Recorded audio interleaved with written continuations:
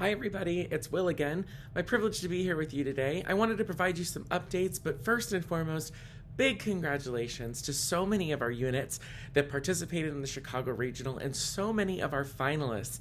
I said before we started, the Midwest Color Guard circuit is strong and your work is incredible this season, and I meant it, and clearly it showed. We've got great competitions left in our season. You're doing the right, good work.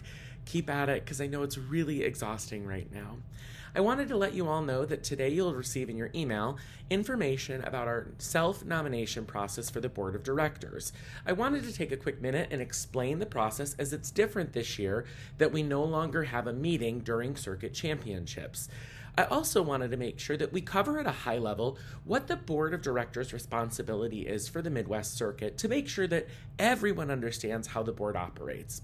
So first and foremost, this year, the president is required to put together a slate committee to accept all self-nominations.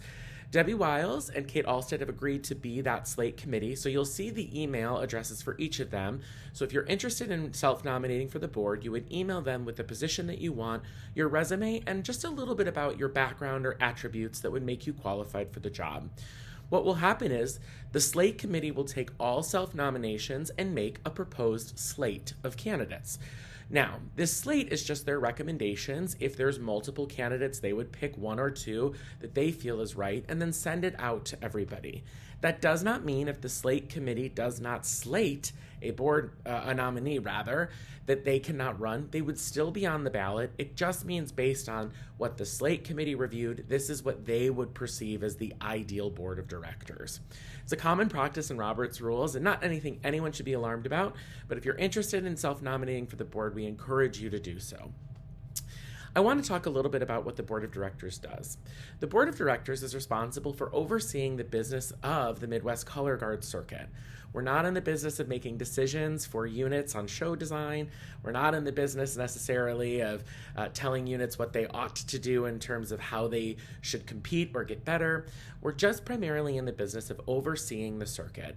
That includes our financial management or fiduciary responsibility, each of the ethical and reporting obligations that we have, both financially and to institutions like WGI.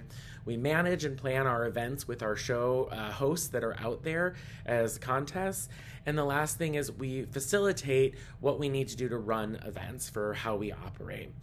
There's one additional appointed role, which is the Director of Education role. This year it was Jennifer Lisseth, and while we really appreciate Jennifer's role, she sadly has resigned effective a few days ago. And while we're sad to lose her, we're looking forward to filling that Director of Education role to continue to make that a priority for our unit growth and our director growth. So Jennifer, thank you on behalf of all of us, and we're sad to see you go, but wish you the best on your next adventure. The Board of Directors is primarily the responsibility that meets often. We're all unpaid. We meet often throughout the season and during the off season to plan the items of the board that we need to do and the business of the circuit that we need to do. It can be a little bit exhausting at times, and the board has done a great job in their current form doing this. But this is the primary function of the board. We're not here to make decisions. In fact, as the president, I don't even vote unless there's a tie ever.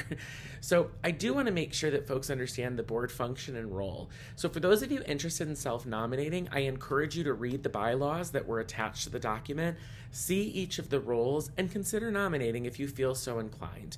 Self-nominations will be due by 5 p.m. April 5th.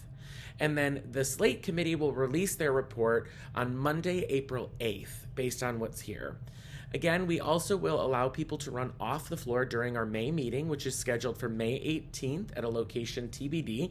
We're still waiting for somebody to come forward and offer to host. But do know you must be present if you want to run off the floor as part of the process. So I'm really looking forward to the rest of the season, moving it forward and considering what we need to do to get through the second part of this. And again, such great work this season. It's been such an honor and a thrill to watch your growth, your performers, your design eyes, and you just administratively carry out things for a great experience for you and our students.